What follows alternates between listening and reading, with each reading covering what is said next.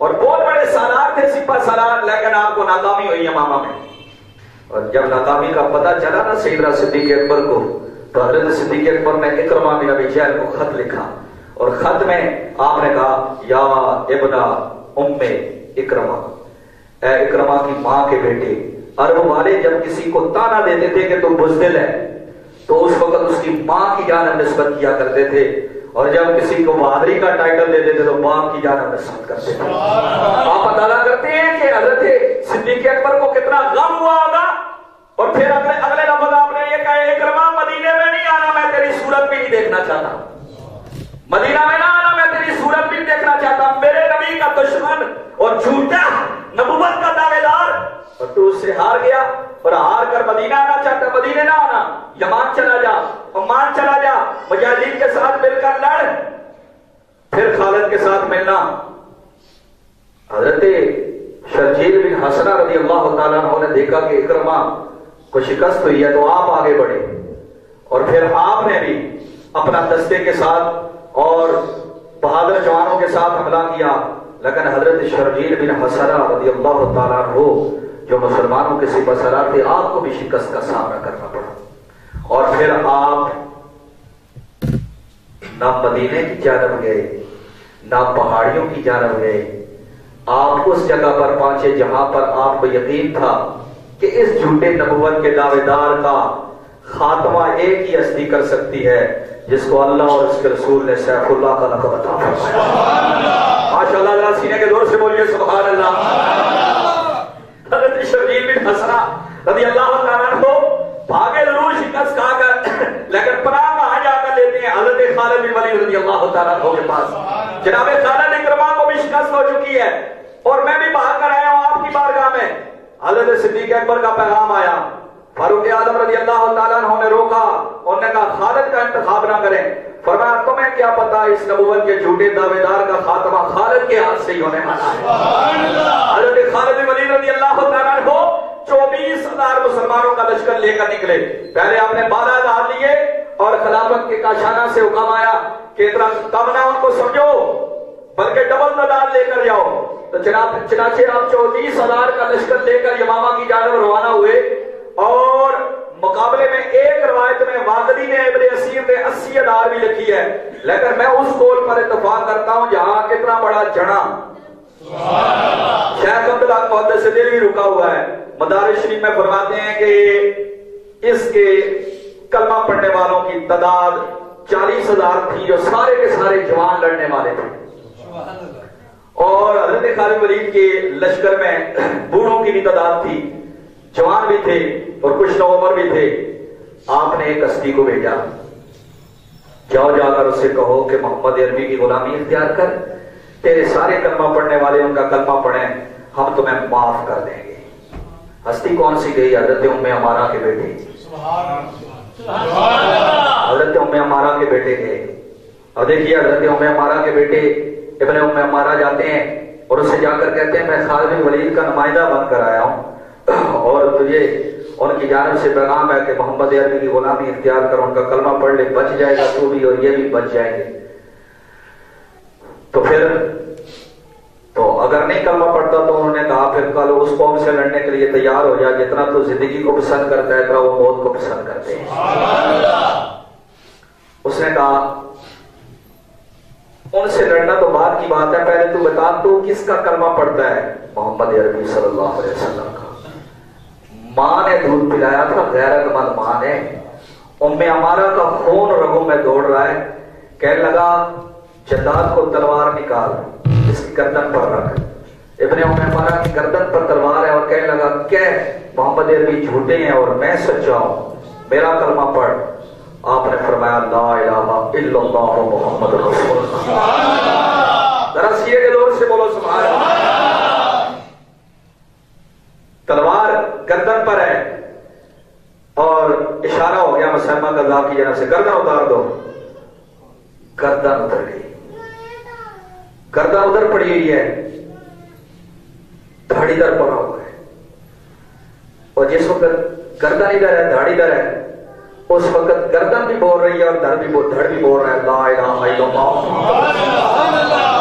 زور سے بولیے گا بات سمجھ نہیں آتی کہ اس حالت میں بھی حضور کی نبوت کا اعلان کرنا. لیکن اقبال نے ہمیں بات سمجھا دی کہ نظر لاہور کہتے ہیں آئینے جہاں مرتا حق کوئی ہو بے باقی. ذرا دور سے پڑھیے آئینے جہاں مرتا حق کوئی ہو بے باقی. محبت سے پڑھیے آئینے جہاں مرتا حق کوئی ہو بے باقی. اللہ کے شیروں کو آتی نہیں روباہی. روبا کہتے روبڑی کو.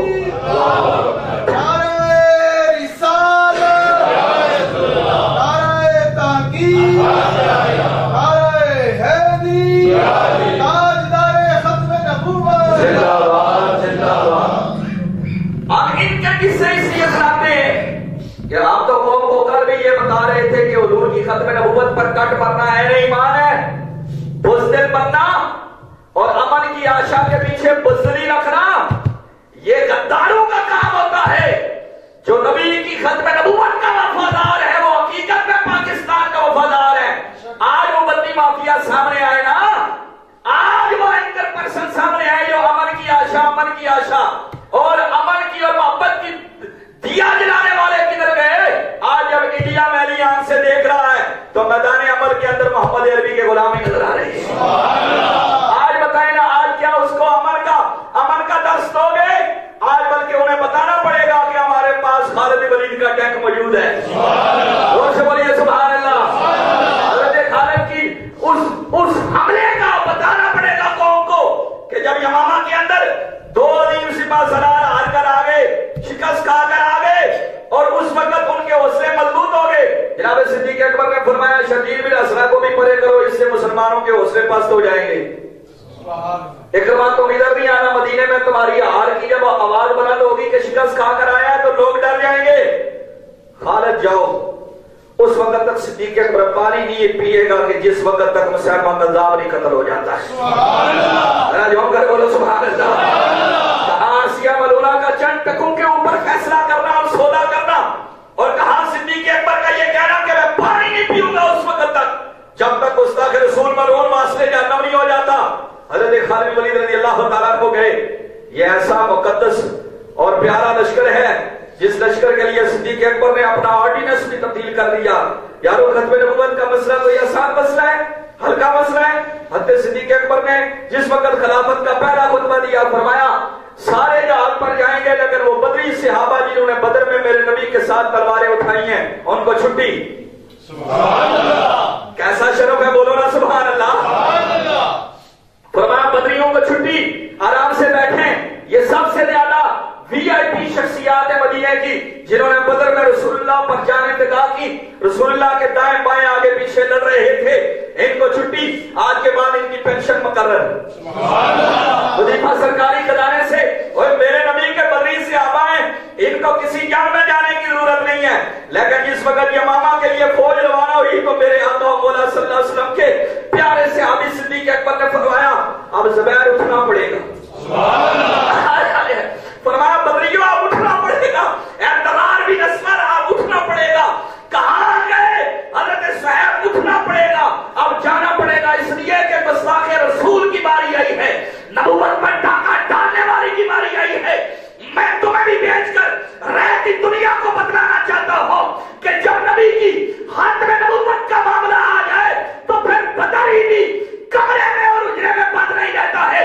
بدری بھی بداری عمل میں آ کر یہ بتاتا ہے کہ نبی کی ختم نبوت پر سب کچھ فدا کر دینا حقیقت میں عشق مصطفیٰ اسی کا نام ہے.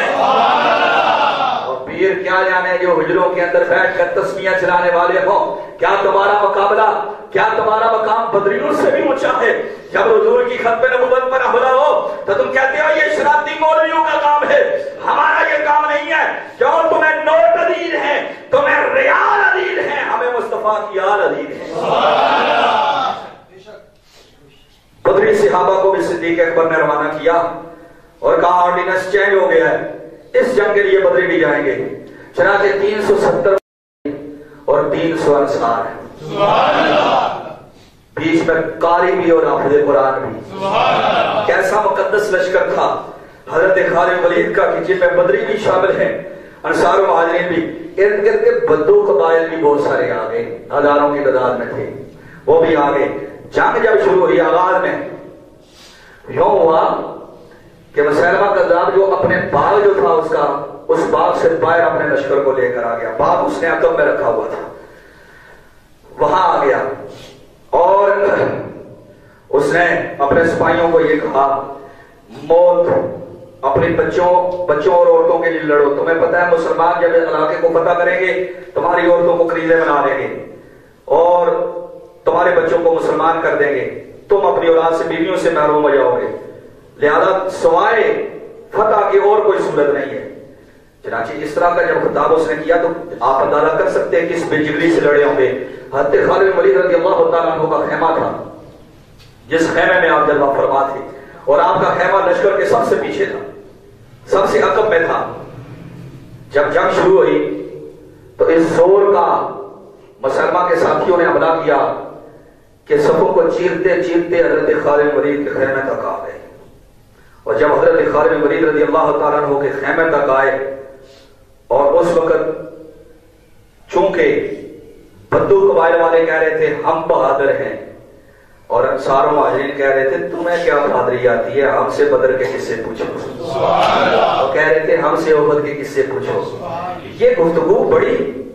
تو اس دوران میں گمسان کا جب رن پڑا تو حضرت خالد کے خیمے تک جب آ گئے تو پھر حضرت ثابت بن قیس رضی اللہ تعالیٰ عنہ جن کی شان میں قرآن نازل ہوا ہے، وہ صحابی آگے آئے اور ان نے گڑھا کھودا اور گڑھے میں یوں پاؤں جبا کر اس طرح کھڑے ہو گئے اور آپ نے کہا اس گڑھے سے نہ میں پیچھے جاؤں گا نہ آگے جاؤں گا، جو کافر آئے گا ملعون کو قتل کر کے اسی گڑھے میں ڈالتا جاؤں گا. حضرت ثابت بن قیس رضی اللہ تعالیٰ عنہ کی بہادری دیکھ کر انصار و مہاجرین کو بھی جوش آیا.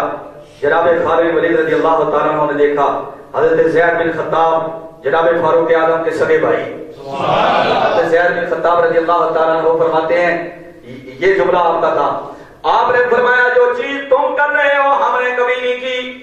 ایک جنگ میں آنے والوں اس طرح کی جنگیں ہم نے کبھی نہیں کی ہیں، ہم کبھی ڈر کر پیچھے نہیں آئے ہیں اور کبھی ہم نے سپہ سالار کے خیمے تک کسی کو آنے نہیں دیا ہے، سرکار کی بارگاہ تک کسی کافر کو آنے نہیں دیا ہے. آج دشمن حضرت خالد کے خیمے تک آ گئے ہیں، ان کی تنابوں کو کاٹنے لگے ہیں اور خیمے پر حملہ کرنے لگے ہیں. ایسی جنگ سے میں بری ہوں، ایسی گفتگو سے میں بری ہوں. آپ کو دکھ تھا کہ یہ گفتگو ہی کیوں ہے کہ ہم بہادر ہیں تم بہادر نہیں ہو. بدو کہہ رہے تھے ہم بہادر ہیں، انصار و مہاجرین کہہ رہے تھے ہم بہادر ہیں. ایسے میں حضرت خالد بن ولید نے اپنی فراست ظاہر کی. سبحان اللہ، راجوں کے بولو سبحان اللہ. یہ سراری کی فراست ہے. آپ نے فرمایا پیچھے ہٹ جاؤ، سارے پیچھے ہٹے. حضرت زید بن خطاب جامع شہادت نوش کر چکے تھے. آپ نے فرمایا ایسی جنگ سے شہادت بہتر ہے. میں تو اس طرح کے جملوں سے بری ہوں. آپ نے فرمایا سارے پیچھے ہٹو اور تم یہ دکھانا چاہتے ہو کہ ہم زیادہ بہادر ہیں، ہم زیادہ بہادر ہیں. فرمایا بدو سارے اپنے اپنے قبیلوں کے ساتھ علیحدہ ہو جاؤ. سارے اپنے اپنے قبیلوں سے علیحدہ ہو گئے، اپنے اپنے قبیلے میں جمع ہو گئے. انصار و مہاجرین کو کہا آپ بھی علیحدہ ہو جائیں. سب سے اگلی صف مہاجرین کی، اس سے پچھلی صف انصار کی، اس سے پیچھے بدوؤں کی صفیں اپنے اپنے قبیلے کی. جب سارے اپنی اپنی صف میں آگے فرمایا اور پتہ لسی نا جڑا کیڑا ہے. راجوں کے بولو سبحان اللہ. کیا فراست تھی حضرت خالد ولید رضی اللہ تعالیٰ عنہ کی. فرمایا اب پتہ چلے گا نا گمسان کے رن میں کیا پتہ چلے کہ کون بہادر ہے کون سا قبیلہ حاوی ہے. جب آپ نے اس طرح سے ان کو جمع کیا، مسلمہ نے کہا ایک ساتھ حملہ کرو، صفوں کو چیر کے رکھ دو. جب صفوں میں مسلمہ کے سپاہی داخل ہو گئے، حضرت خالد ولید نے زور سے کہا نعرہ تکبیر. مسلمان بھی کٹ رہے ہیں اور مسلمہ کے سپاہی بھی کٹ رہے ہیں. ایک بار تو پسپائی ہو چلی تھی. حضرت خالد ولید رضی اللہ تعالیٰ عنہ جب نعرہ تکبیر کا اللہ اکبر، ادھر سے بھی جواب آ گیا اللہ اکبر. صحابہ کرام آ کر کہنے لگے سرکار یہ بھی اللہ اکبر کہہ رہے ہیں، ہم بھی اللہ اکبر کہہ رہے ہیں، پہچان نہیں ہو رہی کہ ملعون کون ہے اور عاشقان